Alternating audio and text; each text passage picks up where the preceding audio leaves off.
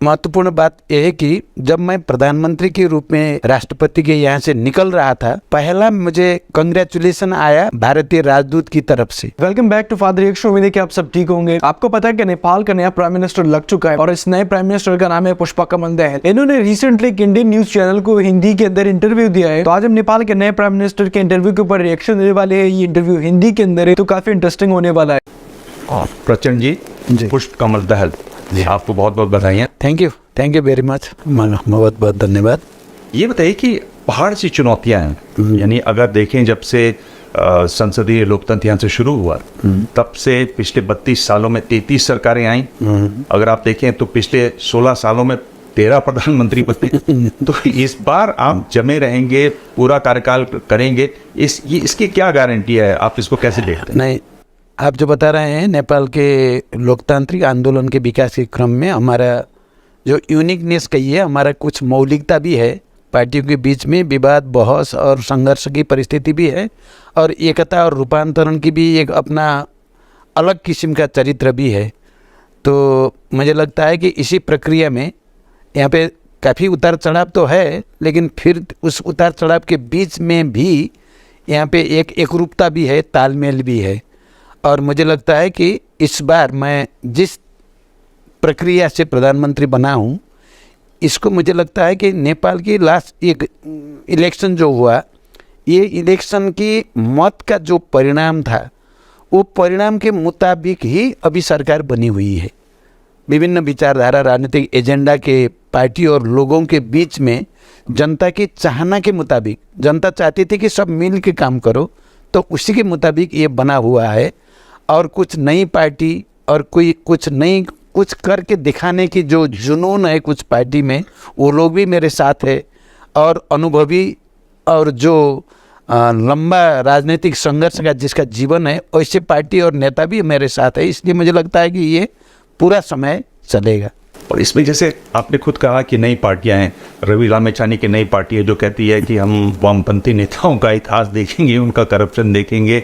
और अगर आप देखें तो राष्ट्रशाही समर्थक पार्टी, आप उसके खिलाफ जखनों में जाके लड़ते रहे, तो कैसे समन्वय बिठाएंगे? क्या सूत्र होगा आप? हाँ, ये तो मैंने अब ये भी कहा कि पार्टियों का अपना अपना विचार भी है, राजनीतिक एजेंडा भी है, लेकिन हम सब आज की तारीख में एक साथ जुड़े हैं। तो उसका आधार है संविधान, कॉन्स्टिट्यूशन। अपना जो भी विचार हो, राजनीतिक एजेंडा हो, लेकिन ये कॉन्स्टिट्यूशन के बारे में हम सबको इसके साथ ही जाना चाहिए, कॉन्स्टिट्यूशन के मुताबिक ही काम करना चाहिए। हम संघीय लोकतांत्रिक गणतंत्र में हैं, समावेशी समानुपातिक लोकतंत्र की प्रक्रिया चल रही है, उसको मजबूत करना चाहिए, इसमें कोई दो राय नहीं है। इसलिए मैं प्रधानमंत्री के रूप में अभी जिस चीज़ को आगे बढ़ा रहा हूँ, ये संविधान कार्यान्वयन की प्रक्रिया को, ये संविधान परिमार्जन की प्रक्रिया को, इसलिए इसमें कोई दो राय नहीं है। ठीक है। हमने देखा कि भारत के प्रधानमंत्री मोदी ने आपको सबसे पहले बधाई देने वाले नेताओं में वो रहे विष्णु। किस तरह का संबंध आप चाहेंगे भारत और नेपाल के बीच? सबसे महत्वपूर्ण बात यह है कि जब मैं प्रधानमंत्री के रूप में राष्ट्रपति के यहाँ से निकल रहा था, पहला मुझे कंग्रेचुलेशन आया भारतीय राजदूत की तरफ से। एक्सेलेंसी भारतीय राजदूत ने किया, तो मैंने कहा कि आप ही पहला डिप्लोमेट है जिसने कंग्रेचुलेट किया। उसके तुरंत बाद प्रधानमंत्री मोदी जी का ट्वीट आया और बधाई करके, और नेपाल भारत संबंध को और मजबूत करने की अपेक्षा के साथ वो पहले प्रधानमंत्री थे जिसने मुझे कंग्रेचुलेट किया। और ये भी संयोग की बात कही है या ये है कि ये पहला ये इंटरव्यू भी मैं आपसे और भारतीय इस चैनल को ही मैं दे रहा हूँ, इसलिए मुझे बहुत खुशी और गर्व है। मुझे लगता है कि लास्ट टाइम जब मैं भारत विजिट में था, बहुत खुले दिल से, खुले दिमाग से बहुत सारे विषय में हमारी बातचीत हुई है। और नेपाल भारत संबंधों को आगे बढ़ाने के संदर्भ में दोनों देशों की जेन्युइन कंसर्न को एक दूसरे मिल के संबोधन करना चाहिए। हम मिल के करेंगे, ये एक बहुत बड़ा कमिटमेंट वहाँ पे दिखाई दिया था। तो मैं सोचता हूँ कि आने वाले दिन में मैं जिस तरीके से भारतीय नेताओं के साथ मेरी बातचीत हुई है, जो विश्वास के साथ हमें आगे बढ़ रहे हैं नेपाल की प्राकृतिक साधन स्रोत की सदुपयोग के संदर्भ में, बॉर्डर इश्यू के संदर्भ में, इकोनॉमिक इश्यू के संदर्भ में, व्यापार व्यवसाय के संदर्भ में, और बाकी काफ़ी प्रोजेक्ट है भारत नेपाल मिल के करना है। ये सब को एक सही दिशा में ले जाने की ही मेरी प्रतिबद्धता है। और मुझे लगता है कि आने वाले दिन में हमारे जो विशिष्ट संबंध है नेपाल और भारत की, हमारी इतिहास, हमारी भूगोल, हमारी कल्चर, हमारी ज्योग्राफी, सभी को और मजबूत करने की दिशा में ही हम आगे बढ़ेंगे। और हमने देखा कि जो पिछले प्रधानमंत्री थे ओली जी, उन दिनों बड़ी खटास आई। राम कहाँ पैदा हुए, भगवान राम, उन्होंने कहा कि दक्षिण नेपाल में पैदा हुए। नक्शा बदलने की बात हुई। फिर उन्होंने ये भी कहा, जिसको आपने अनडिप्लोमेटिक कहा, कि भाई भारत के लोग यहाँ हमारी सरकार को पलटना चाह रहे हैं। उस खटास को कैसे अब वो इतिहास बन चुका है, वो विगत की बात बन चुकी है। अब परिस्थिति बिल्कुल नई हुई है, नए विश्वास के साथ। कहीं कोई समस्या है तो भी उसे संवाद के जरिए से, गंभीरता के साथ, बातचीत के तरीके से ही समाधान हम कर सकते हैं, कर भी रहे हैं।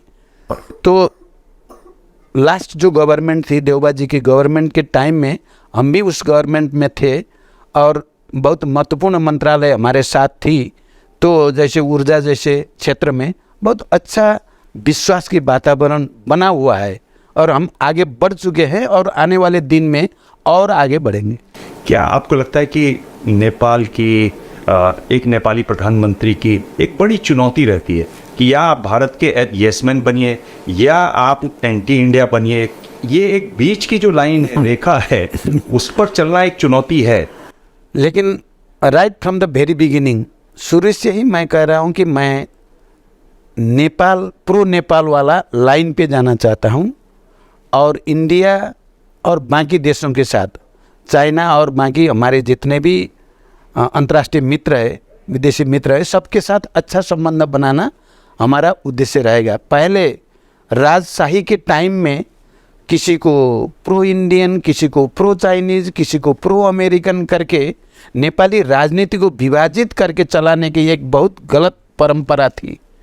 लेकिन ये संघीय लोकतांत्रिक गणतंत्र होने के बाद हम भारत के साथ हमारा जो यूनिक रिलेशन है, दुनिया में कहीं भी ऐसा रिलेशन देखने को नहीं मिलता है। हमारा बॉर्डर, हमारे इतिहास, हमारा भाषा, संस्कृति, अर्थतंत्र और पीपल टू पीपल कांटेक्ट की जो परिस्थिति है, ये दुनिया में कहीं भी देखने को नहीं मिलती है। इसलिए उसी के मुताबिक हमें नेपाल भारत संबंध को भी आगे ले जाना है और बाकी देशों के साथ भी मित्रतापूर्ण संबंध करना है। और हम नेपाली राजनीतिज्ञ, नेपाल की पार्टी, नेपाल की सरकार, हम नेपाली जनता के प्रति और नेपाल राष्ट्र के प्रति वफादार रहना है, उसके प्रति प्रतिबद्ध रहना है, उनके हित को प्राथमिकता देना है और बाकी मित्रों का सहयोग जुटा करके नेपाली जनता की विकास और समृद्धि की यात्रा को आगे बढ़ाना है। यही हमारा लाइन है। मैं देख रहा हूँ बहुत क्लैरिटी से आप बात कर रहे हैं, बहुत साफगोई से बात कर रहे हैं और बहुत सीधे बात कर रहे हैं। पर अगर आप देखें तो भारत का जो प्रेस है, और मैं बल्कि वॉशिंगटन पोस्ट और अमेरिकी अखबार देख रहा था, सब बता रहे हैं कि ये एक प्रो चाइना वहाँ पर ये और भारत के लिए बड़ा सेटबैक है। ये गलत बात है, बिल्कुल गलत है। आज की तारीख में नेपाल की राजनीति जिस तरीके से आगे बढ़ रही है, अब यहाँ कोई pro China, pro India, pro American की बात नहीं है। हम सब के साथ मिल के काम करेंगे और हम ये व्यवहार में साबित करके दिखाएंगे। आपने ये बात सुनी कि नहीं, लोग ये कह रहे हैं कि देवबा जी जो हैं वो फ्रांस के जो खिलाड़ी हैं वर्ल्ड कप में, एम्बापे जैसे पट्टी मार के। ये आपने सुना क्या? ये मैं सुन रहा हूँ और हमारे यहाँ भी उसकी बातचीत होती रहती है। और फ्रांस और अर्जेंटीना की जो मैच हुआ था और लास्ट में मेसी का जो पेनाल्टी गोल हुआ है, यहाँ भी वैसा ही पेनाल्टी जैसा हुआ ऐसा बोलते हैं। लेकिन वो तो तुलना तो जब कभी भी एग्जैक्ट तो नहीं होता है ना। जी जी, एग्जैक्ट तो नहीं होता है जी। एक ये बात कर रहे हैं कि आपको क्या लगता है कि आप जो पहला दौरा है वो भारत का करेंगे या किसी और देश का करेंगे? नहीं, ऐसे तो कहाँ से मुझे सबसे पहले आमंत्रण आता है मैं वहीं जाता हूँ। कल मेरी भारत के विदेश सचिव के साथ भी मेरी थोड़ी बात हुई थी। शायद मेरा पहला भ्रमण भारतीय होने का संभावना ज़्यादा देखता हूँ मैं। प्रचंड जी, आपने हमें इतना समय दिया और ये बहुत खुशी की बात है कि, और ये शायद एक नई शुरुआत की तरफ इशारा भी है कि आप जो पहला इंटरव्यू दे रहे हैं वो एबीपी न्यूज़ नेटवर्क को दे रहे हैं। एबीपी न्यूज़ नेटवर्क की तरफ से आपको बहुत थैंक यू। सो उम्मीद है कि आप लोगों ने ये इंटरव्यू देखा। इसमें पुष्पा कमल दहल जो नेपाल के नए प्राइम मिनिस्टर है, उन्होंने ये कहा कि हम नेपाल और इंडिया के ताल्लुकात को बेहतर बनाएंगे, बट उन्होंने ये भी कहा कि ताल्लुकात तब बेहतर होंगे जब दोनों कंट्रियां चाहेंगी। नेपाल के प्राइम मिनिस्टर ने ये कहा कि हम तो ताल्लुकात बेहतर बनाने की कोशिश करेंगे और दोनों अगर आपस में बैठ के ताल्लुकात बेहतर बनाने की कोशिश करेंगे तो ताल्लुकात बेहतर होंगे। उन्होंने ये कहा कि दोनों कंट्रियों के प्राइम मिनिस्टर आपस में बैठेंगे, दोनों के डिप्लोमेट्स है वो आपस में बैठेंगे, वो आपस में ताल्लुकात बेहतर बनाने के लिए हर मुमकिन कोशिश करेंगे। अभी तक नेपाल के ताल्लुकात जिस कंट्री से खराब हुए कि वो और खराब हो, हम उसको बेहतर बनाने की कोशिश करेंगे। यहाँ पे ये भी बात आती है कि अगर नेपाल और इंडिया के ताल्लुकात बेहतर हो जाते हैं, according to prime minister of Nepal के प्राइम मिनिस्टर ने ये कहा कि अगर दोनों कंट्रियों के ताल्लुकात बेहतर हो जाते हैं तो दोनों कंट्रियों के अंदर खुशहाली आएगी। और उन्होंने ये कहा कि दोनों कंट्रियों के रोटी बेटी का रिश्ता है और रोटी की बेटी के रिश्ते के थ्रू ही हम नेपाल और इंडिया के ताल्लुकात को बेहतर बनाने की हर मुमकिन कोशिश करेंगे। अगर आपको आज का वीडियो अच्छा लगा हो तो लाइक करें, शेयर करें, चैनल को लाजमी सब्सक्राइब करें।